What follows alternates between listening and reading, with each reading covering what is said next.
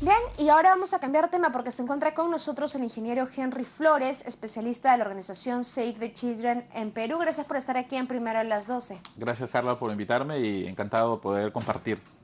Así es, ustedes han realizado un proyecto exitoso en gestión de riesgos en una zona urbana, ¿no es cierto?, específicamente en Caraballo, y esto nos hace pensar, por ejemplo, en cómo debería participar la población en estas zonas o en situaciones de riesgo, ¿no es cierto?, porque hay algo que mucha gente se queja y es que se tiene la información, pero finalmente, ¿cómo se ejecuta? ¿Cómo hacemos para protegernos ante eventuales desastres originados por la naturaleza? Sí, bueno, el Perú tiene mucha experiencia en el tema de manejo de información, pero esa información realmente no llega o no es una información amigable que llegue a la población. Y entonces, en marco de la ley del SINAGER, del Sistema Nacional de Gestión de Riesgo, que les obliga a los gobiernos locales a implementar acciones de reducción, prevención y preparación ante situaciones de emergencia, lo que descubrimos a partir de nuestro análisis, de nuestro trabajo en campo, es que no se estaba involucrando a la población. Y entonces, con fondos del gobierno de los Estados Unidos, nosotros hemos implementado un enfoque, que es el enfoque de barrio en la reducción de riesgo en ámbitos urbanos. ¿Qué propone esto?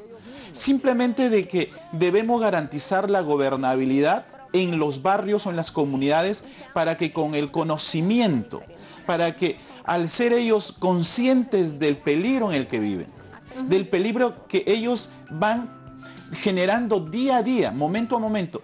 Una persona que vive en una ladera como en Caraballo... Claro, que se asienta en un terreno que no sabe si es peligroso o no. Exactamente. Primero, no sabe que es peligroso. Segundo, con lo que va ganando, con lo poco que va ganando, va construyendo y va generando riesgos constantemente. El problema no lo vas a solucionar haciendo una política desde el gobierno local. Es importante y es necesario porque hay que vincularlo, pero tenemos que trabajar con ellos. Pero cuando hablamos del barrio no solamente es hablar con el liderazgo, porque hay muchos líderes en comunidad, pero ¿qué de los jóvenes? ¿Qué de las mujeres? ¿Qué de los mercados de abastos? ¿Qué de los líderes que manejan los comedores populares o vaso de leche?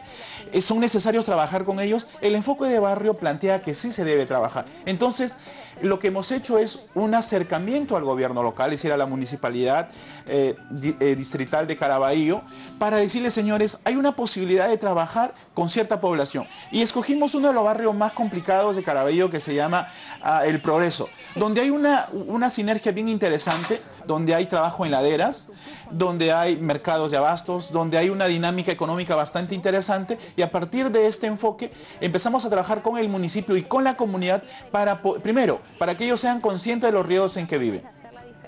Pero no ganamos nada que cuando ellos conozcan, que lo sepan. Claro. No ganas nada con eso. Ajá. Quedan sensibilizados, pero ¿cómo ayudas a tomar una acción para reducir el riesgo, para prevenirlo? Pero ¿cómo eso lo implementas y lo articulas a los fondos? Porque en un proyecto de reducción de riesgos sin dinero, sin fondos, no puedes hacer mucho. Claro, ¿cómo la ciudadanía podría hacerlo si entonces, no tiene los lo que medios? hemos hecho es, el propio gobierno local tiene iniciativas y tiene procesos ya en curso. Por ejemplo, los proyectos de inversión pública que se canalizan a través de los presupuestos participativos. Ajá. Lo que hicimos fue tomar este conocimiento, les capacitamos en hacer proyectos de inversión pública. Con la lógica de la reducción de riesgos, se hizo un concurso de proyectos comunitarios para reducir riesgo y ellos postularon y ganaron proyectos para poder reducirlo. Pero esa es una línea que se trabajó con ellos. Pero no ganamos nada solamente haciendo un trabajo aislado. ¿Qué hicimos adicionalmente? Conformamos a la comunidad e hicimos lo que denominamos las plataformas barriales en gestión de riesgo.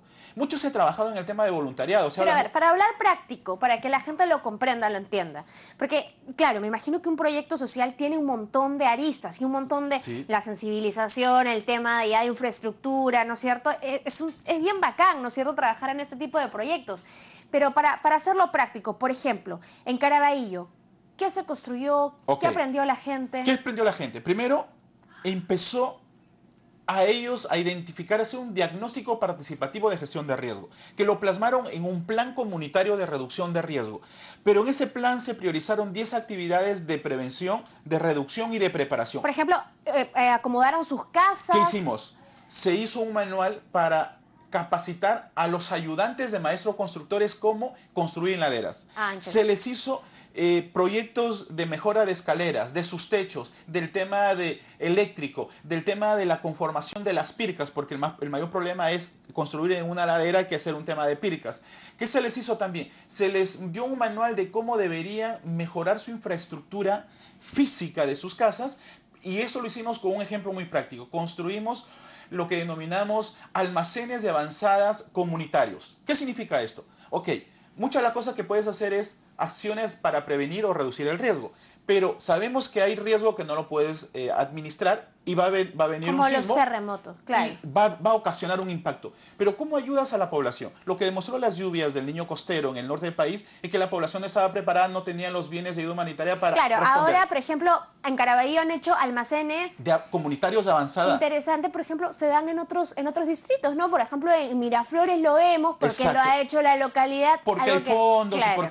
Pero a nivel comunitario, eso lo está administrando el municipio a nivel de Miraflores, pero a nivel de Caraballo el trabajo es que sea administrado por la comunidad con coordinación con el gobierno local. Es decir, de eso, ¿qué garantizamos? Garantizamos que en una situación de emergencia la población va a acceder y sabe dónde está la ayuda humanitaria de manera puntual. ¿Quién mejor conoce a su comunidad? ¿Quién fue el damnificado? ¿A quién debemos ayudar? La Ellos propia mismos, comunidad. Exactamente. Claro. Y eso es lo que se ha hecho, y lo que hemos logrado es que esta idea lo hemos llevado a nivel más de la mancomunidad Lima Norte. El Lima Norte tiene una ventaja bien interesante, que tiene una mancomunidad de más de 6 municipalidades, y este enfoque se está llevando a otros, por ejemplo, a Independencia, se está llevando al RIMAC, se está haciendo en Comas. Entonces, son acciones que se están concretizando de manera puntual. Otra cosa interesante que mostró... Por ejemplo, pero claro, disculpa que te interrumpa, pero por ejemplo, en este tipo de acciones, además se genera capital social, que es algo que nosotros no tenemos en nuestro país. Y que es algo, por ejemplo, que se ve en otros países, ¿no? Tú nunca vas a ver, por ejemplo, en Estados Unidos una comunidad que está pidiéndole al presidente Trump que venga a ayudarlos. Son ellos mismos los capacitados, que... Claro. Porque se ha generado el tema de gobernabilidad local. Es decir, lo que nosotros hemos descubierto en este análisis es que la población no está participando. Y una cosa sencilla, el riesgo se genera todos los días.